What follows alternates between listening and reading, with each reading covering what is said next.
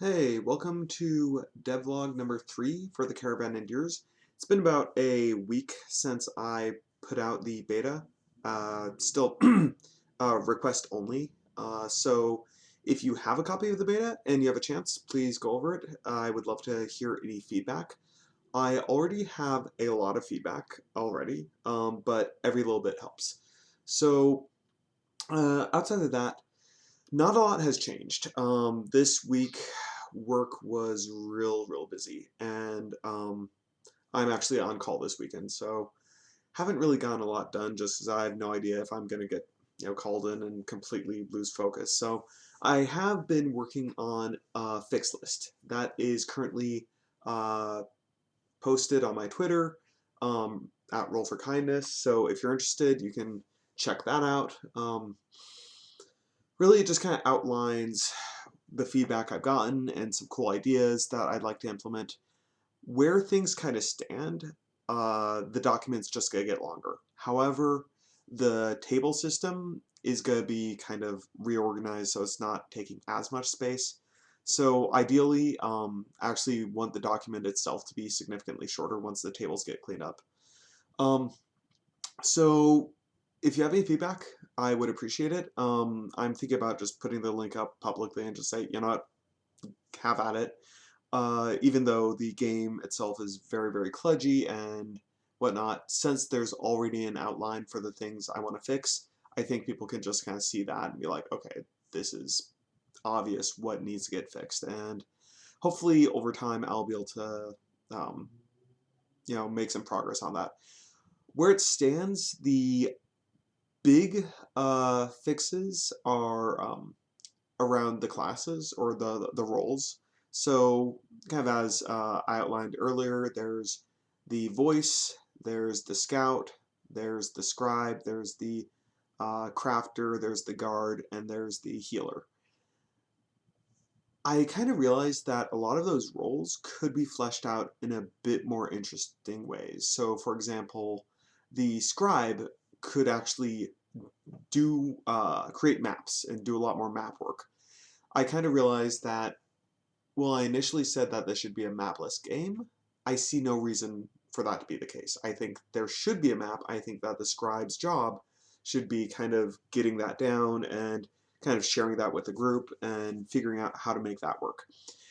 Same with the crafter. Kind of my thoughts were, why not have that character be in charge of kind of figuring out how to upgrade the caravan, make it interesting. We're talking upgrades. We're talking about actual caravan cart upgrades as well, and that kind of led to a discussion around the different factions. Where there's the first responders faction. What if there was like a mobile crisis center, like an ambulance? For the merchant guild, have like a straight up big bulking cargo behemoth that's just used for transporting goods. Um, for the Cartographers Guild, have some like really rough, ATV almost cart. So having specialized carts, I thought that was kind of a really cool idea. Um, and then kind of some better ideas around the scout and the whole scouting process, because I figured since that role isn't so much a social role, I should really kind of flesh out a bit more. And then there's lots of tiny fixes, lots of kind of UI fixes, stuff like that. So lots of feedback, lots of things to go through. I'm sure I'll be adding more, but any feedback you have is very much appreciated. The kind of last thing I want to talk about is the dice system. So the way it currently works is you have a challenge. The group has a challenge, and they all choose what way they're going to solve it. So say it is a rabid wolf in the way of the cart, and they kind of think, okay, we could try to kill it, we could try to scare it off, we could try to calm it down, we could, see if there's any way we could cure it. So they discuss what the best course of action is.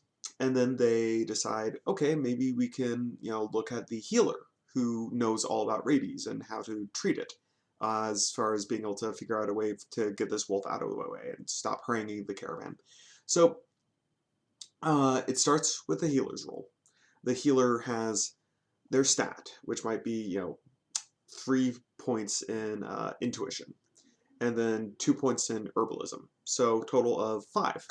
A dice pool of 5 to meet a um, whatever the skill check is. And then they also pull out a medical kit, and that adds them like 3 extra dice. So we have a dice total of 80.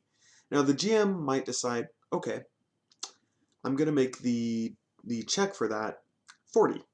Um, and then other people can start pitching things in, like, hey, I spent some time with the healer discussing animal illnesses. I should be able to throw in a dice. That's cool. Oh, I spent some time really cheering the healer up and, helping him get into a good place. I should get an extra die. Okay, cool. So now the dice pool is 10 dice to get to 40. Um, Fairly good odds that, and especially as the game progresses and people start filling out their journals with ways they can contribute dice pools, the you're gonna end up with very large dice pools to hit very static goals. And what was brought up was that when you do this, the out a successful outcome becomes much more likely. And so what's the point in having an arbitrary difficulty value? And I started thinking about that, and kind of the conclusion I came up with was this is ultimately a social skills RPG. So will a normal RPG would have very static values, say this is the challenge, a rabid wolf is a level 1 challenge, whereas a rabid dire wolf is a level 3 challenge, whereas a rabid dire wolf on meth is a level 5 challenge. This, since it's more about ensuring that the kids are able to do teamwork and able to support each other, I want to have it be that, or one of the ideas I'm contemplating is if they're able to do that core concept, success should be guaranteed. And I think, if the kids are consistently, helping each other out, being able to pitch in dice pools and being able to really communicate that, then, consistently reward them, or have a mechanic to amp up the difficulty or change the encounters. So say you're doing a lot of combat encounters and the kids are like, yeah, let's go kick butt at this. Have them run into a merchant's guild rep that is very pushy and very difficult to deal with. Then you've got a much more interesting challenge that they're going to have to really navigate around. So diversifying challenges, I think, is one way to really kind of address that. But I'm still not completely 100% on either model. So that's kind of where I'm at.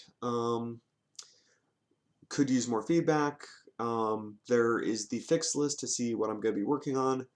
Once I finish everything in the fixed list, I will probably release a second beta. And then probably next weekend, I will look at setting up a couple kind of quick sessions to have other people play the game with me and just kind of try things out. The kind of challenge is that I know the areas that are broken. So I don't know if I want to use like the existing public PDF or the new PDF and just kind of introduce new rules. I know I definitely want to keep the original dice pool system just because I want to see what other people think about it. I have had one person say, it's broken, it doesn't make sense. It, in essence, guarantees success very easily in the late game. I had another person say, this is a social skills RPG. If they're doing the social skills stuff, they should be winning. And, difficulty should come from a more contextual space rather than a mechanical space.